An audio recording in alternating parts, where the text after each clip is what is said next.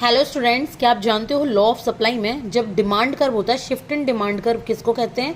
तो जो demand curve में शिफ्टिंग आती है, डिमांड कर्व आपका इसी तरीके होता है, जैसे जैसे प्राइस इंक्रीज होते हैं वैसे वैसे आपकी क्वांटिटी कम होती चली जाती है। ठीक है, तो राइट वार्ड शिफ्ट होता है और एक लेफ्ट वार्ड शिफ्ट होता है, लेकिन इसमें पहले दो शर्तें हैं जो आपको याद रखनी है। सबसे पहले तब शिफ्ट होगा जब प्राइस हमेशा कांस्टेंट रहेगा, प्राइस में कोई चेंज नहीं आएगा किसी भी वस्तु के प्राइस में।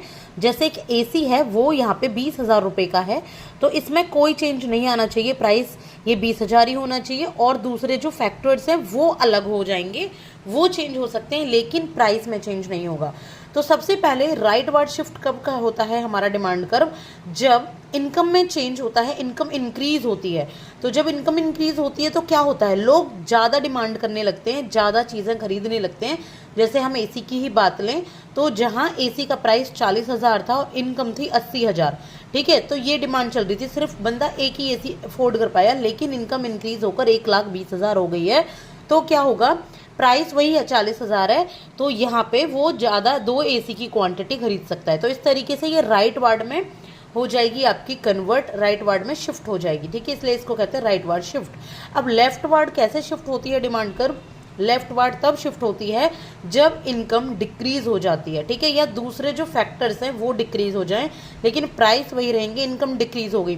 पहले आप मिल्क खरीद पाते थे 2 लीटर, ठीक है, लेकिन जैसे ही इनकम डिक्रीज हुई है आपने मिल्क खरीदना कम शुरू कर दिया, यानी कि यहाँ की क्वांटिटी कम हो गई। जैसे प्राइस आपका, प्राइस कांस्टेंट है, इतना ही प्राइस है, देखो प्राइस कांस्टेंट है, लेकिन जैसे ही आपकी इनकम कम हुई है आपने ये मिल्क लेना बंद कर दिया, तो इसको कहते हैं लेफ्ट वार्ड।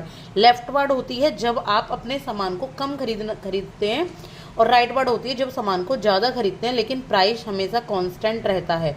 ठीक है, और लेकिन यहाँ पर एक शर्त है कि इनकम अगर इंक्रीज हुई है तो इन्फीरियर गुड्स के लिए जो आपका डिमांड कर्व है तब भी लेफ्ट होगा। ऐसा नहीं है, अगर आपके एग्जाम में सवाल आने लग जाए कि अगर इनकम आपकी इंक्रीज होती है, इनकम इंक्रीज होती है तो इन्फीरियर गुड्स के लिए जो हमारा डिमांड कर्व की जो शिफ्टिंग है वो लेफ्ट वार्ड होगी कि राइट वार्ड होगी?